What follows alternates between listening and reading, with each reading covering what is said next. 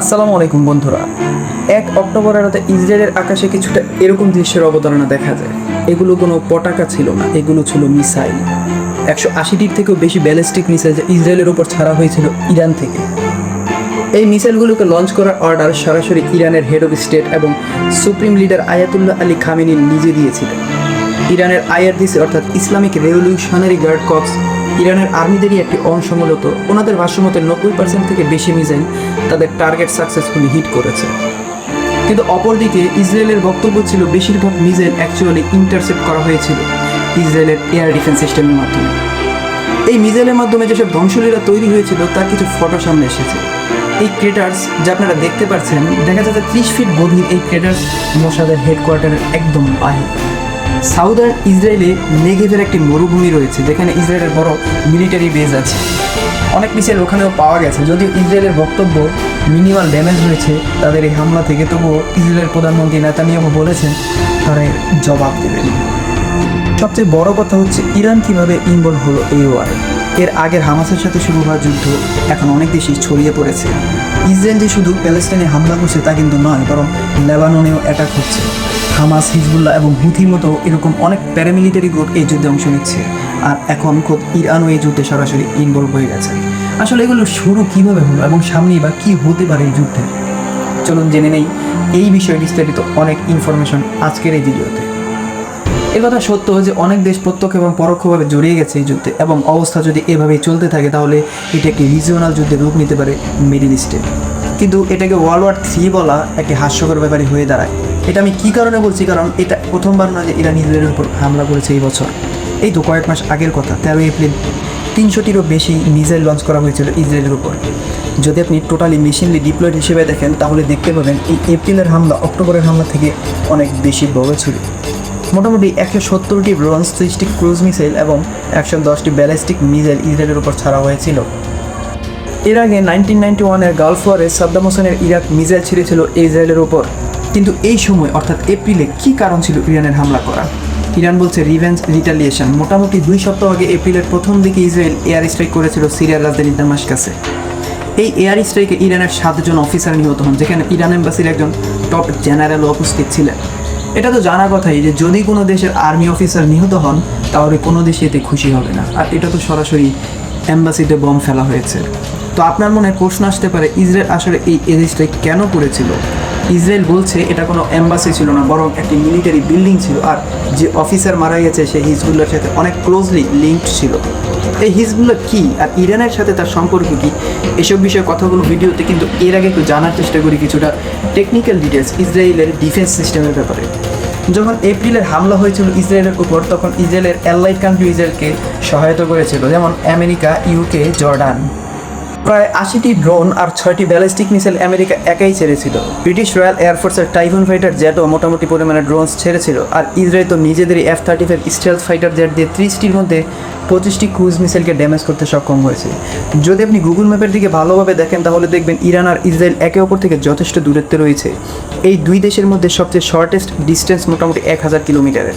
তো যদি ড্রোন দিয়ে হামলা করে ইরান ইসরায়েলের উপর, তাহলে একটি ড্রোন ইসরায়েলে পৌঁছতে সময় লাগবে 2 ঘন্টা। এই কারণে ইন্টেলিজেন্স সিস্টেম যদি ভালো হয় তাহলে প্রোটেকশন সম্ভব হতে পারে। ইসরায়েলের অনগ্রাউন্ড ডিফেন্সের কথা যদি বলি তাহলে এদের আয়রন ডোম সবচেয়ে পরিচিত ডিফেন্সের মধ্যে পড়ে। এটার লিমিট উচ্চতা 10 কিলোমিটার এবং ডিস্টেন্স 70 কিলোমিটার। যদি এই দূরত্ব থেকে রকেট নিক্ষেপ করা হয় তাহলে আয়রন ডোম প্রোটেক্ট করতে পারবে। যদিও এর নাম দেওয়া হচ্ছে ডোম, কিন্তু এটি মূলত কোনো শিল্ড না, যেটি ইসরায়েলের আকাশে লাগানো আছে। এটি একটি মিসাইল সিস্টেম যেটি রকেটকে ডিটেক্ট করে যা উপর থেকে নিচে টার্গেটে থাকে, এবং এই রকেটকে নিজেদের মিসাইল ছেড়ে ধ্বংস করে দেয়। এই বিষয়টাকে ইন্টারসেপশন বলা হয়। এই শব্দটি আপনি বিভিন্ন জায়গায় দেখে থাকবেন যদি এই বিষয়ে খবর আপনি পড়ে থাকেন। আয়রন ডোম শুধু শর্ট রেঞ্জ রকেটকে ইন্টারসেপ্ট করে থাকে। যদি আরও দূর থেকে কোনো মিসাইল ছোড়া হয় তাহলে এর জন্য ইসরায়েলের কাছে আছে আরও 2টি ডিফেন্স সিস্টেম। একটি হচ্ছে ডেভিড স্লিং, যেটি মিডিয়াম থেকে লং রেঞ্জের মিসাইলের জন্য। 15 কিলোমিটার হাইট আর 300 কিলোমিটার পর্যন্ত ডিস্টেন্স, কিন্তু ইরান তো 1000 কিলোমিটার দূরে। তো যে ব্যালিস্টিক মিসাইল ইরান অক্টোবরের হামলায় নিক্ষেপ করেছিল সেটি না তো আয়রন ডোম প্রোটেক্ট করতে পারবে আর না ডেভিড স্লিংস। ওই মিসাইলকে ইন্টারসেপ্ট করার জন্য 3 নম্বর আরও একটি ডিফেন্স সিস্টেম রয়েছে যার নাম অ্যারো সিস্টেম। অ্যারো 3-র কাছে ইসরায়েলের সবচেয়ে টপ লেভেলের ডিটেকশন রেঞ্জ রয়েছে। 2400 কিলোমিটার রেঞ্জ আর 100 কিলোমিটার অল্টিটিউড। অলমোস্ট স্পেস থেকেও যদি কোনো মিসাইল ছোড়া হয় তাহলে সেটিকেও ডিটেক্ট করতে সক্ষম এই অ্যারো সিস্টেম ডিফেন্স। এপ্রিলে হওয়া হামলায় একটি ব্যালিস্টিক মিসাইলকে ইন্টারসেপ্ট করেছিল অ্যারো 3 সিস্টেম, যেটি ভিডিওতে ক্যাপচার করা হয়েছিল। এই মিসাইল আর্থের অ্যাটমসফিয়ারের বাইরে ছিল। বড়ই চমৎকার এই ভিডিও, চাইলে আপনারা দেখতে পারেন। তো শুনতে খুবই সেফ আর সিকিউর সিস্টেম মনে হয়, কিন্তু এসব দেখে আপনার মনে হবে যতই অ্যাটাক আসুক আর যাই হোক না কেন ইসরায়েল সবসময় প্রোটেক্টেডই থাকবে, কিন্তু আসলে এরকমটা নয়। এই সবগুলো ডিফেন্সিভ সিস্টেমের সবচেয়ে বড় ফেলিয়ার হচ্ছে অর্থ। এই সিস্টেমগুলো অপারেট করা অনেক ব্যয়বহুল। যেমনটা আমি বলেছি, যে কোনো ধরনের মিসাইলকে নিজেদের দেশের উপর অ্যাটাক হওয়া থেকে থামানোর জন্য এই সবগুলো ডিফেন্স সিস্টেম কী করে, অন্য একটি মিসাইল নিক্ষেপ করে, যেটি উপর থেকে আসা মিসাইলকে ড্যামেজ করে দেয়। তা এই আয়রন ডোমের সিস্টেম হচ্ছে যে কিনা নিজের দিক থেকে মিসাইল নিক্ষেপ করে থাকে, এর নাম হচ্ছে তামির মিসাইল। এই একটি মিসাইলের খরচ হচ্ছে $50,000। দ্বিতীয়টি হচ্ছে ডেভিড স্লিংস, যার নিক্ষেপ করা প্রতিটি মিসাইলের কস্ট হচ্ছে $1 মিলিয়ন। আর সবচেয়ে ভয়ানক এদের অ্যারো সিস্টেম ডিফেন্স, যেটার প্রতিটি মিসাইলের খরচ হয় মিলিয়ন ডলার। এপ্রিলে যখন ইসরায়েলের উপর হামলা হয়েছিল তখন এদের একদিনের খরচ দাঁড়িয়েছিল $200 মিলিয়ন। একটু ইমাজিন করে দেখুন, এদের কাছে আনলিমিটেড সাপ্লাই নেই এই মিসাইলের। যদি পরিমাণের চেয়ে বেশি মিসাইল নিক্ষেপ করা হয় ইসরায়েলের উপর, তাহলে এদের এসব ডিফেন্স সিস্টেম ফেল হয়ে যাবে। কোয়ান্টিটি এবং অর্থ দুইটির কারণে। এই কারণে অক্টোবরের হামলার পর ইরানের ফরেন মিনিস্ট্রি স্পোকপারসন নাসির কানানি বলেছেন, এই সমস্ত স্ট্রাইক একটি limited act of safe defence ছিল, আর ওয়েস্টার্ন কান্ট্রির এই জন্য কৃতজ্ঞতা প্রকাশ করা উচিত যে আর কোনো হামলা করা হয়নি। এই স্টেটমেন্ট নিজেদের দিক থেকে অনেকটা ধমকের মতো, যে ইরান ইসরায়েলকে ধমক দিয়ে বলছে, সবর করো, আমরা এর চেয়ে আর বেশি অ্যাটাক করিনি। ইরানের যেসব হাতিয়ার রয়েছে এগুলোর ভয়াবহতাও কম নয়। কিছু মিসাইল যেগুলো ব্যবহার করা হয়েছে এই হামলায়, সেগুলো স্টেট অফ দি আর্ট ছিল, যেটি প্রথমবারের মতো ব্যবহার করা হয়েছে এবং যা কিনা গেল বছরই বানানো হয়েছিল। যেমনটা 2023-এর ফাতে মিসাইল। বিবিসির ক্যামেরায় তোলা এই ছবিতে আপনারা দেখতে পাবেন এদের প্রতিটি মিসাইলের ক্যাপাবিলিটিস। লংগেস্ট রেঞ্জ মিসাইল এদের সাব 3, যেটি কিনা 2000 কিলোমিটারের থেকেও বেশি রেঞ্জে। যা মিসিং আছে এই ম্যাপ থেকে সেটি হচ্ছে 2023-এর ফাতে মিসাইল। এটি মূলত হাইপারসনিক ব্যালিস্টিক মিসাইলের ক্যাটাগরিতে আসে। হাইপারসনিক মানে স্পিড অফ সাউন্ড থেকেও বেশি গতির। এটি 18,000 কিলোমিটার প্রতি ঘন্টায় উঠতে পারে, যেটা 15 গুণ বেশি হয়ে থাকে স্পিড অফ সাউন্ড থেকে। এর মানে অল্প কিছু মিনিটের সময় লাগবে ইরান থেকে ইসরায়েলে পৌঁছতে। অনেক মানুষ রকেট আর মিসাইল এই দুইটি সম্বন্ধে কনফিউজড হয়ে যায়। শুনতে এই দুইটি সিমিলার মনে হলেও বাস্তবে এরা একে অপর থেকে সম্পূর্ণ আলাদা। হামাসের মাধ্যমে যে রকেট ছোড়া হয় ইসরায়েলে, তার সাইজ অনেক ছোট হয়ে থাকে। এটি ভূমি থেকে নিক্ষেপ করা হয় একটি প্রজেক্টাইলের মধ্যে, অর্থাৎ অনুমান করা যায় কোথায় গিয়ে পড়বে। কিন্তু ব্যালিস্টিক মিসাইল অন্যদিকে একটি 3 তলা বিল্ডিংয়ের সমান হয়ে থাকে। এতে প্রেসিশন টার্গেটিং করা থাকে, এক্স্যাক্টলি কোথায় নিক্ষেপ করতে হবে তা কন্ট্রোল করা যায়। অ্যাকচুয়ালি পৃথিবীর অ্যাটমসফিয়ারের বাইরে গিয়ে সেখান থেকে তার টার্গেট হিট করতে পারে। আসলে ভাবতে গেলে শিউরে উঠতে হয় যে মানুষ কতটা ভয়ঙ্কর হাতিয়ার বানিয়ে রেখেছে। এই কারণেই এপ্রিলের হামলার পর ইউনাইটেড নেশনের সিকিউরিটি কাউন্সিল একটা ইমার্জেন্সি মিটিং ডেকেছিল। সেখানে সেক্রেটারি জেনারেল বলেছিলেন দুই পক্ষকে ডিফিউজ এবং ডিএসকেলেট করতে। এখন ইসরায়েলের উপর হিজবুল্লাহ আর বুথির মতো গ্রুপস অলরেডি অনেক বছর ধরে হামলা চালিয়ে আসছে, কিন্তু যখন ইসরায়েল রিটালিয়েশন করে এবং গাজার উপর বম্বিং করে, এরপর থেকে এদের পক্ষ থেকেও হামলারও বেড়ে যায়। এই তিনও গ্রুপ, অর্থাৎ গাজায় হামাস, ইয়েমেনে হুথিস এবং দক্ষিণের লেবাননের হিজবুল্লাহ, এদেরকে ইরানের প্রক্সিস বলা হয়ে থাকে। এখানে এদেরকে অ্যাক্সিস অফ রেজিস্ট্যান্স নামও দেওয়া হয়েছে। এর মানে ইরান এদেরকে পিছন থেকে ফান্ড করে, অর্থ দেয় এবং সাপোর্ট করে থাকে।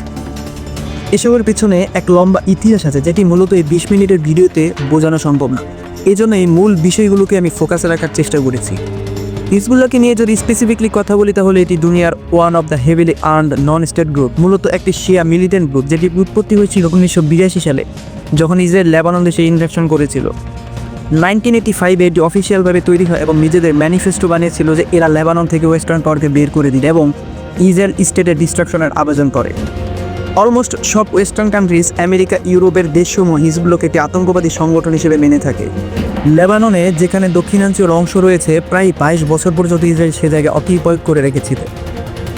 হিজবুল্লাহ অ্যাকচুয়ালি 2000 সালে ইসরায়েলকে সেখান থেকে বিতাড়িত করে। 2006 সালে হিজবুল্লাহ আর ইসরায়েলের মধ্যে আরও একটি যুদ্ধ হয়েছিল, যা প্রায় 34 দিন পর্যন্ত স্থায়ী ছিল, কিন্তু এই যুদ্ধে উভয় পক্ষের কেউই জয়ী হতে পারেনি। যদি আপনি লেবাননকে মানচিত্রে দেখেন, তাহলে দেখতে পাবেন মোটামুটি ভালো এরিয়াই হিজবুল্লাহর দখলে রয়েছে। এই প্যারামিলিটারি গ্রুপ অ্যাকচুয়ালি অনেক দিক থেকে লেবাননের নিজস্ব আর্মি থেকে অনেক বেশি পাওয়ারফুল।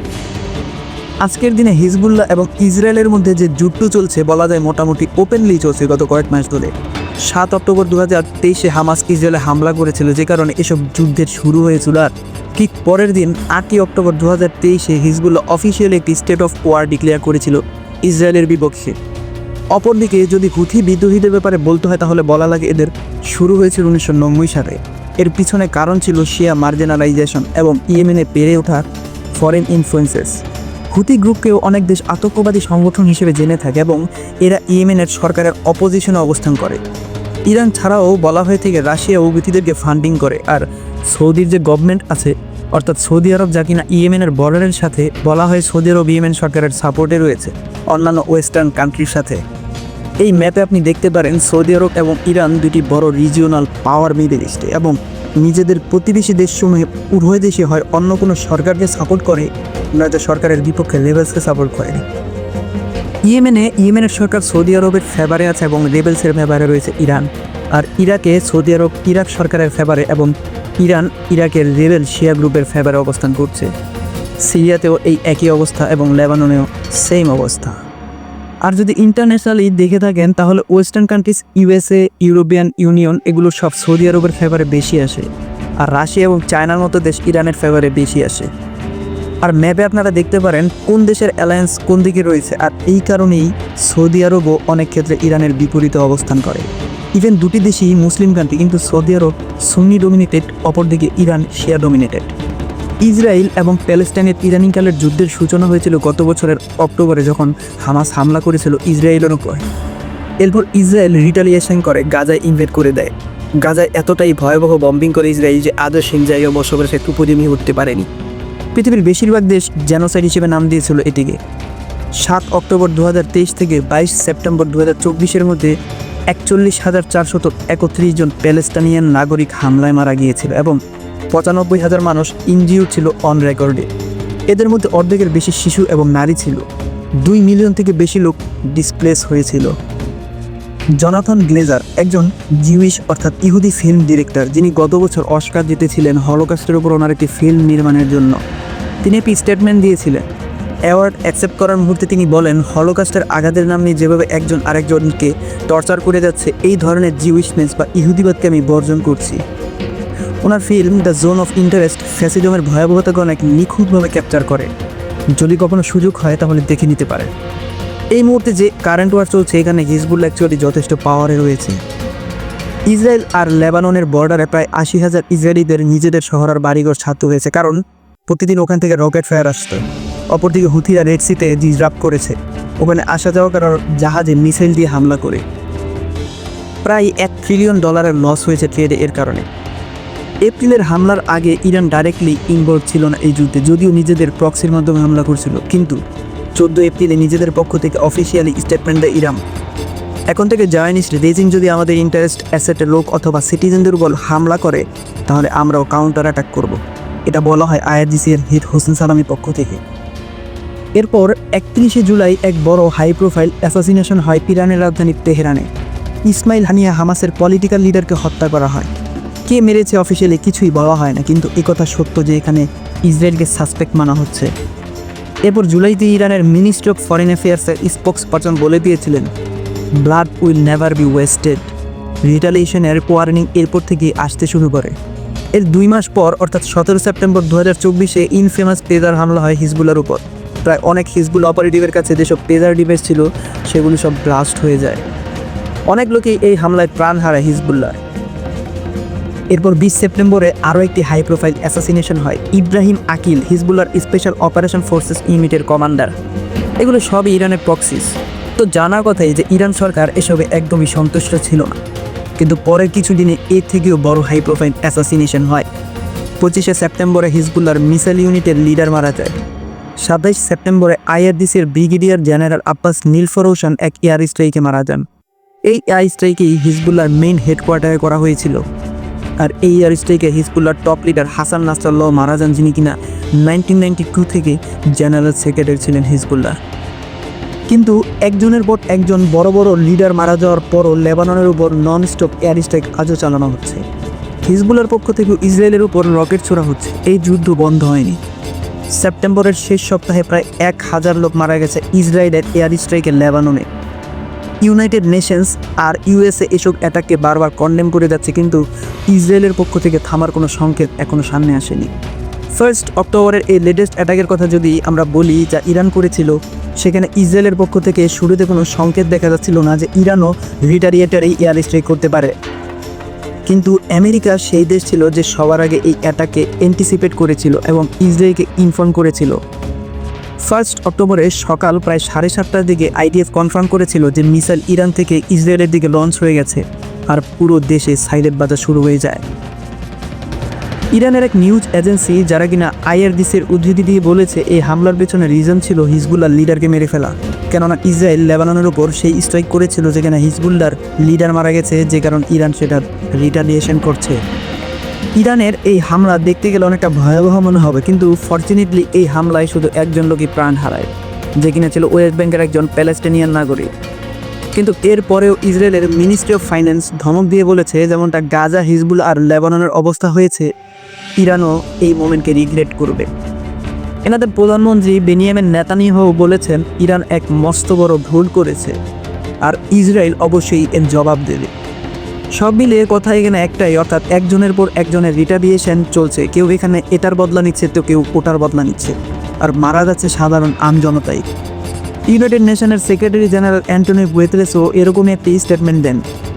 ওভারঅল কনফ্লিক্টকে কন্ডেম করেছেন কোনো এক পার্টিকুলার দেশকে ব্লেম করার জায়গায়। আপনাদেরও এই জিনিসটা বোঝা দরকার, যখনই কোথাও এই ধরনের সিচুয়েশন হয়ে থাকে তখন সবচেয়ে বেশি ক্ষয়ক্ষতি সাধারণ মানুষেরই হয়। এই সমস্ত পলিটিশিয়ান যারা একটার পর একটা রিটালিয়েশন করে থাকে, অর্থাৎ বদলার পরে বদলা নিতে থাকে, কখনো কখনো নিজেদের লোকই এদেরকে সাপোর্ট করে না। অনেক মানুষ এই যুদ্ধের পিছনে উইপন্স মাফিয়াদেরও দোষী সাব্যস্ত করে থাকে, ওই হাতিয়ার বানানো কোম্পানিস যারা ইন্টারন্যাশনালি নিজেদের হাতিয়ার বিক্রি করে।